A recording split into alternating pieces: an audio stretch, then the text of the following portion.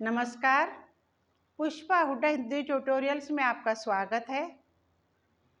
बेटा, जो आज का टॉपिक है ये है सीरीज 4 अर्थ के आधार पर वाक्य भेद। तो बेटा, पिछली वीडियो में हम 4 कर चुके थे। इसमें विधानवाचक, निषेधवाचक, प्रश्नवाचक और आज्ञावाचक, ये 4 हो चुके थे और इनको अच्छी तरह से स्पष्ट भी करा दिया गया था। तो आज का जो टॉपिक है बेटा, ये है 4 भेद पहले हो चुके और 4 भेद हमारे अब ये रहते हैं। विधानवाचक में जो का त्यों मान लिया जाता है या उसे आप कहिए सकारात्मक। निषेधवाचक में नहीं का प्रयोग किया जाता है, उसे कहिए नकारात्मक। प्रश्नवाचक में क्वेश्चन किए जाते हैं, क्या, क्यों, कहाँ, वे प्रश्नवाचक। और आज्ञावाचक, किसी को आज्ञा दी जाती है, तुम उधर बैठो, अपना पाठ याद करो, है जो भी आज्ञा दी जाती है। तो बेटा, अब जो है ये चौथा है, ये 5वां है इच्छावाचक वाक्य।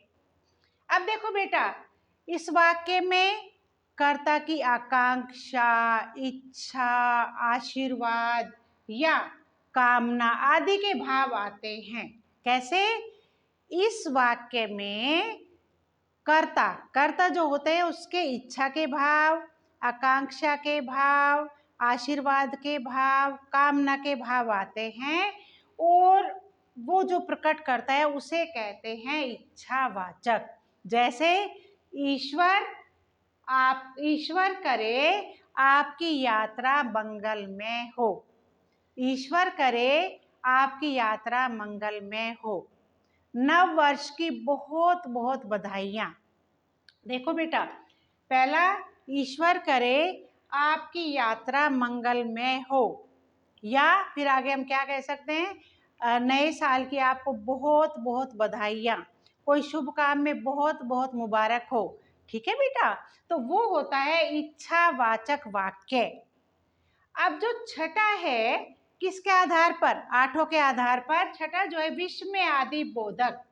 विस्मय क्या होता है? आश्चर्य, है ना। आश्चर्य, भय, दुख, शोक आदि को प्रकट किया जाता है। विस्मय में आश्चर्य हो जाना, अरे, भय होता है, शोक होता है ना। क्या है बेटा? ये दुख आदि के भाव प्रकट होते हैं। जैसे अरे, तुमने तो बहुत सुंदर पोशाक पहनी है। अरे, तुमने तो बहुत सुंदर पोशाक पहनी है। अरे क्या, आश्चर्य हो रहा है। अरे, तुमने तो बहुत सुंदर पोशाक पहनी है। तो बेटा ये है आश्चर्य। इसमें क्या था? ईश्वर करे आपकी यात्रा मंगल में हो। इसमें क्या दिया गया? इसमें आशीर्वाद दिया गया है। अब तीसरा जो है ये, यानी कि 7वां कहोगे, संदेहवाचक वाक्य। इस प्रकार के वाक्य में काम के पूरे होने में संदेह होता है, लगता है कि कार्य पूर्ण नहीं हुआ होगा।